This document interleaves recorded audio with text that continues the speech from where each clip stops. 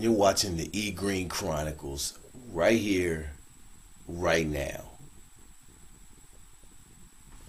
Whoa, you asking me the furthest back memory I can think of, yo? Do you understand that's like almost 45 years ago, man? Come on, man. Please, there's way too many memories, and I'm gonna piss somebody off by not even getting the right memory. No, I'm not answering that one. Can I get another question, please? Thank you. Really? I mean, I guess if you're really asking me to try to take it to where it really started, I guess it'd be like second grade. And, you know,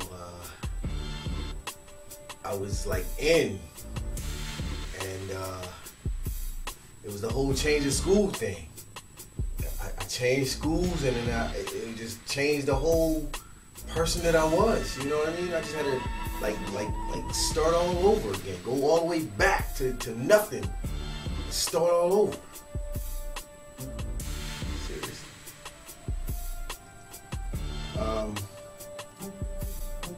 Todd Montu. Yeah, Todd Montu. It was like, you know, after that whole school change thing from McKinley to Ferguson, you know, being in class, not knowing nobody, last name Green, everybody called me Green Beans, the Green Jeans. I don't even know if y'all even remember Captain Kangaroo, yo. I hated Captain Kangaroo because of that. But anyway, Todd Montu, man. One day he just like called me a green bean. I said to myself, yo, right here, if I'm gonna be somebody, I need to stand up to this dude, man. So, you know, back in the day, like when you was kids, like you call somebody faggot, it was crazy. You call somebody faggot, it was on.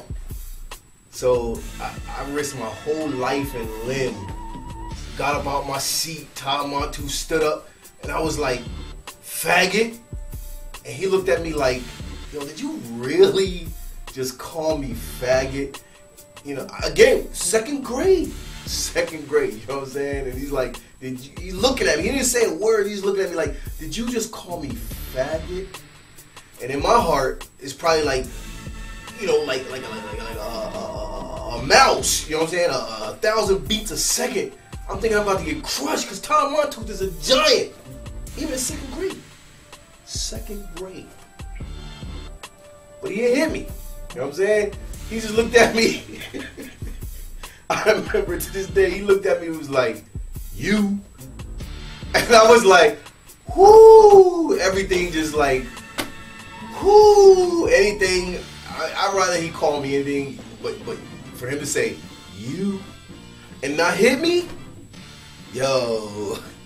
I can't even call it, yo. We are friends to this day. You know what I'm saying? We are friends to this day. Me and Todd Montu, man. One of my best memories as a kid. Whoo, man, you taking me back on this one. I mean, you want something specific? Okay. Best memory as a kid was like, my mom used to work all the time, and my dad was a truck driver, so like sometimes he would be gone for a while, other times he'd be upstairs asleep. But, you know, anyway, best memory as a kid is like when my mom was at work, and me and my brothers, we used to like move the coffee table. We had like, you know, the rug, not carpet, but we had the rug. It was like the big rug, and we rolled. It was rolled out. You know what I'm saying? It looked like a carpet, but it was a rug. But anyway, we used to take the pillows off the couch and put them at the end of the rug and at the other side of the rug. You know what I'm saying? Two sides of it, and you had mad pillows on the joint. But spread them apart, and we would roll up a ball of socks, and we would play football. Me against TJ and Ronnie. Let me see. When I was a kid, living out Parkway, you know, I was just in the world. I was really not even understanding the world. I was just living. You know what I'm saying? There was a lot of things that was tough. You know what I'm saying? I was a little nobody because I had, you know, after second grade, I hadn't even gotten back to who I really was at McKinley. You know what I'm saying?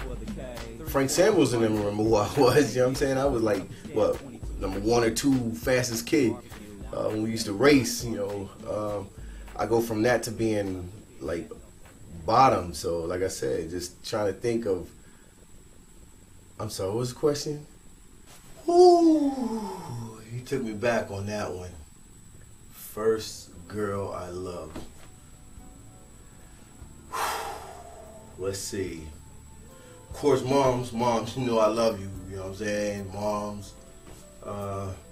I'm sorry, if God is a woman, and then God, you know what I'm saying? I mean, let's see, first girl I love though. Yo, I had to say it's a tie probably between Tracy O'Berry and Jamie Kemp. No doubt. Those two right there, like Jamie was my neighbor, and like I'm moving like the 7th grade now. I know this is crazy, 7th grade love and the whole nine, but I'm moving to 7th grade. Tracy O'Berry and me was like, I was the only black kid in 7B and at Smith, and she was the only black girl in 7B. So like we went in 7th grade, you went to classes all day with the same people. So we was in class full of white kids. It was her and me, you know what I'm saying? So it was like all day, Tracy and me.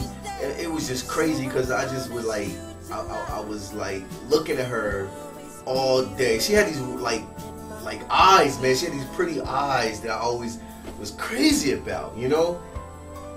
She ain't pay me no mind, man. You know what I'm saying? She ain't pay me no mind. I don't know if I was invisible, it was too many white kids, I don't know what was going on, but it just wasn't happening. It wasn't until later in life till I got the whole story, but you know what I'm saying? Back then it was like, you know, it was Jamie Kemp, who was my neighbor. Like my mom and her mom was friends and whatnot.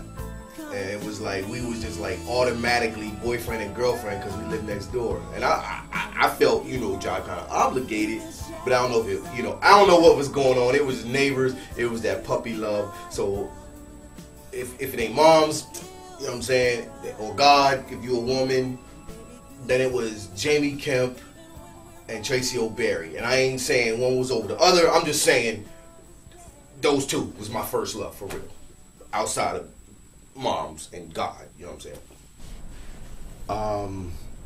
Who did I look up to when I was a kid? I guess first name comes to mind is Wally Woodard.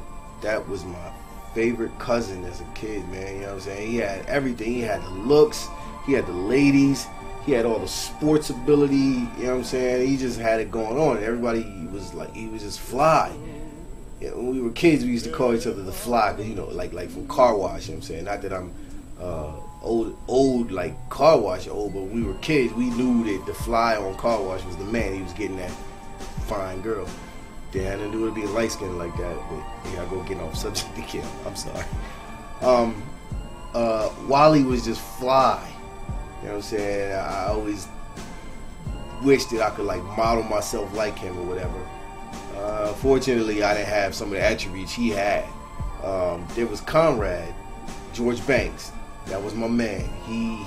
He had something that I could, you know, model myself after that was a little easier, you know what I'm saying? Like being cool with everybody, being able to be with the outcasts, you know what I'm saying? Being able to hang around with the cool folks, being able to hang with the sports people, you know what I'm saying? Just being able to be multifaceted and flow through every group that was out there as a kid. I saw Conrad like that, you know what I'm saying? And I just wanted to be like that. So I think that even applies to me now as an adult. But we talking about my childhood, so yeah.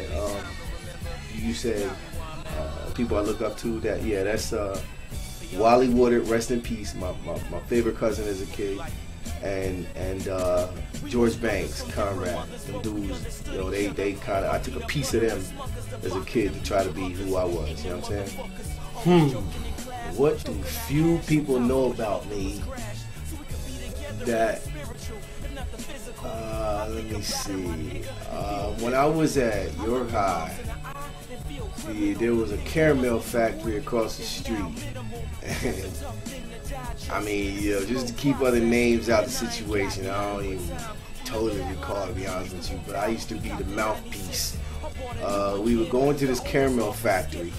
They had a little area where they would sell, you know, caramels and all this kind of candy. Your caramel company, they had all these caramels they would sell. And I would be the mouthpiece. I would go in and talk to the girl. It was a lady who would sit behind behind this desk, behind a wall type thing. Almost like when you order Chinese food at a Chinese restaurant, except ain't no bulletproof glass. She just would sit behind the desk, and I would look over it, because I was short, but I would look over and I would talk to her. And when I'm talking to her, I would like act like I'm trying to get a summer job or something crazy, ask her about anything crazy, just questions to keep her occupied. And folks, when I came in, they would slide in behind me, you know, down low underneath where that ledge was, where she couldn't see. And there was these blocks of caramel, yo, and they would snatch these blocks of caramel and other little various caramel candies, snatch them. And when I got done talking to her, we would like leave. You know what I'm saying? Walk home. Oh my goodness, walk home with, I swear to goodness, these blocks of caramel were like 4 inches by 4 inches, 4 square inches of, it might be bigger than that, like 6 square inches of caramel, just a block of caramel. And we would just take them joints and slice off pieces and take them to school and eat them joints. And yeah, nobody ain't really know I was getting down like that, but you know what I'm saying, it was crazy, but there was no cameras back then, so. Yeah, that's something that I probably, a secret that I would share as a kid, you know what I mean?